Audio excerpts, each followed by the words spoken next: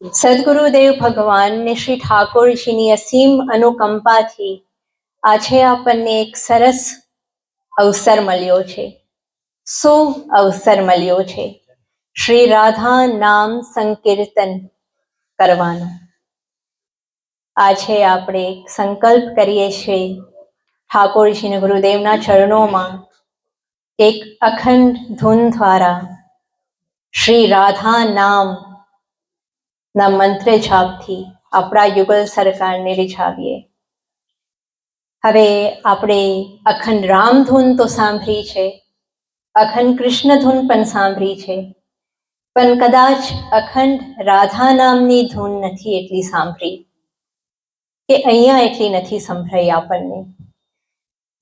તો બની શકે છે કે કોઈના મનમાં એક સવાલ ઉત્પન્ન થાય કે શ્રી રાધા નામ કેમ? તો આપણે ધૂન પ્રારંભ કરીએ એના પહેલા 5 મિનિટમાં સમજવાનો પ્રયત્ન કરીએ કે શ્રી રાધા નામની ધૂન કેમ આજે આપણે કરવા જઈ રહ્યા છીએ. શ્રી રાધા ચાલીસામાં આપણને સમજાવવામાં આવ્યું છે, કોટિન યજ્ઞ તપસ્યા કરહુ विविध नेम व्रत हे में धरहु तौन श्याम भक्त ही अपनावे जब लगी राधा नाम लगावे. શ્રી કૃષ્ણની ભક્તિ જો આપણને પ્રાપ્ત કરવી હોય તો માત્ર એક જ સાધન છે, અને એ છે શ્રી રાધા નામનું ગાન, શ્રી રાધા નામનો જપ. તૌન શ્યામ ભક્ત હી અપનાવે જબ લગી રાધા નામ ન ગાવે.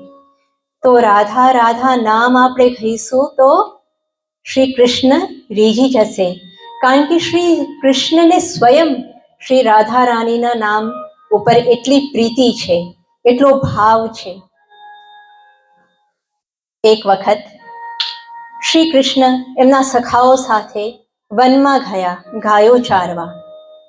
બપોરનો સમય થયો એટલે બધાએ આરામ કરવા માટે એક જગ્યા ઉપર બેસીને ભોજન કરીને વિશ્રામ કરવાનો પ્લાન કર્યો. બધા એમની મેતે ધીમે ધીમે સૂઈ ગયા. શ્રી કૃષ્ણ એક વૃક્ષ નીચે બેસીને ધ્યાન મુદ્રામાં આંખ મીચીને ધીમે ધીમે એમના હોઠ હલાવતા હતા. બધા સખા સૂઈ ગયા હતા, પણ એમના જે સખા છે મધુમંગલ એ જાગતા હતા અને એમને જોયું કે શ્રી કૃષ્ણ કોનું ધ્યાન કરી રહ્યા છે. ધીમેરીને એમને ડિસ્ટર્બ ના થાય એવી રીતે એમની નજીક ગયા અને નજીક જઈને જોયું કે કોનું નામ ઉચ્ચારી રહ્યા છે. કોની વાત આપણે કરીએ છીએ? પરમ બ્રહ્મ, પરમ પુરુષોત્તમ સચ્ચિદાનંદ ઘન બ્રહ્મ કોનું નામ ઉચ્ચારે છે? રાધા રાધા રાધા રાધા. સર્વ જગતમાં આપણે શ્રી કૃષ્ણનું નામ ઉચ્ચારીએ છીએ, અને શ્રી કૃષ્ણ સ્વયં જેનું નામ ઉચ્ચારે છે એ છે શ્રી રાધા. તો શ્રી રાધા સાધારણ નામ નથી, સાધારણ મંત્ર નથી, મહામંત્ર છે. શ્રી કૃષ્ણને અત્યંત પ્રિય છે. સર્વ જીવોના આત્મા છે શ્રી કૃષ્ણ. પણ સ્કંદ પુરાણ કોણ આપણને શું સમજાવે છે? આત્મ તો રાધિકા તસ્ય. શ્રી કૃષ્ણના પણ જે આત્મા છે એ શ્રી રાધા રાણી છે. શ્રી કૃષ્ણ આપણને બધાને આનંદ પ્રદાન કરે છે. આપણે કહીએ છીએ કે પરમાનંદ છે. જે પરમાનંદને પણ પરમ આનંદ, પરમ પ્રેમ પ્રદાન કરે છે એ છે શ્રી રાધા રાણી. અને શ્રી રાધા રાણીનું નામ કેવું છે?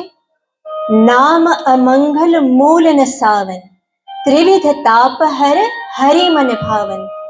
એક નામથી આપણા સર્વે પાપ મટી જાય છે, અમંગલનો નાશ થાય છે, ત્રિવિધ તાપ મટી જાય છે.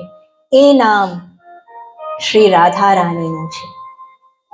તો આપણે જો શ્રી કૃષ્ણની ભક્તિ પામવી હોય પરમાત્માની પ્રાપ્તિ કરવી હોય, પરમ આનંદની પ્રાપ્તિ કરવી હોય તો એક જ ઉપાય છે, એક જ સાધન છે, એક જ માર્ગ છે.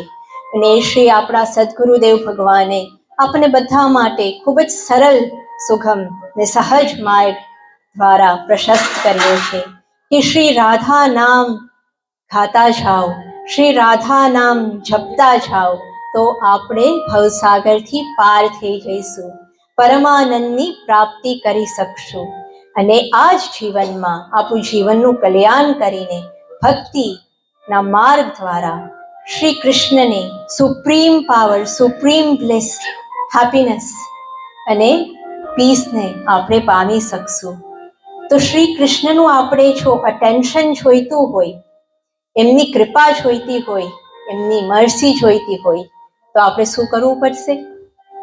શ્રી રાધા નામ જપવું પડશે. અને આ કદાચ હજુ પણ સ્ટ્રેન્જ લાગતું હોય, કારણ કે આપણે સંસારમાં જોઈએ છીએ, આપણે કોઈનું નામ જો લઈએ તો કોઈને બોલાવવા હોય તો એમનું નામ લેવું પડે. મારે જો આ બેનને બોલાવવા હોય પણ હું આ બેનનું નામ લઉં તો આ બેન મારી તરફ જોશે નહીં. મારે સીમાને બોલાવી હોય પણ હું નિશાનું નામ લઉં તો સીમા મારી તરફ નહીં જોવે, નિશા જોશે. પણ અહીંયા એટલી અદ્ભુત વાત છે કે શ્રી રાધા નામને આપણે જો ગાન કરીશું, જપીશું, બોલીશું તો કોણ આપણી તરફ જોશે? શ્રી કૃષ્ણ. અને આ બનાયેલી વાત નથી, બ્રહ્મ વૈવર્ત પુરાણમાં આ લખવામાં આવ્યું છે, કહેવામાં આવ્યું છે, રા શબ્દમ કુર્વતસ્ત્રસ્તો દદામી ભક્તિમુત્તમામ, ધા શબ્દમ કુર્વત પશ્ચાત યામી શ્રવણ લોભતઃ. શ્રી કૃષ્ણ શું કહે છે? જે કોઈ રા શબ્દનું ઉચ્ચારણ કરે છે, ખાલી રા, એને હું મારી પરમ ઉત્તમ પ્રેમા ભક્તિ પ્રદાન કરું છું, ન્યોછાવર કરી દઉં છું એના પર. કેવલ રા શબ્દ જે ઉચ્ચારે છે, અને જો એ વ્યક્તિ ધા બોલી જાય તો શ્રી કૃષ્ણ કહે છે હું સ્વયં એને એની પાછળ પાછળ ફરવા મળું છું, એને ફોલો કરવા મળું છું. કેમ? એ લોભથી, એ લાલસાથી, એ ઉત્સાહથી, એ ઉત્કંઠાથી કે આ વ્યક્તિ ફરીથી રાધા બોલશે, રાધા નામ મને એટલું પ્રિય છે, મને વારે વારે સાંભળવાનું મન થાય છે. તો ધા બોલવાથી શ્રી કૃષ્ણની ભક્તિ પ્રદાન કરે છે શ્રી કૃષ્ણ સ્વયં, અને ધાના ઉચ્ચારણથી શ્રી કૃષ્ણ સ્વયં એ ભક્તના પાછળ ફરવા મળે છે, પગે પગે એની પાછળ ફરે છે. એટલું પાવનકારી, આનંદકારી, મંગલકારી શ્રી રાધા રાણીનું નામ છે.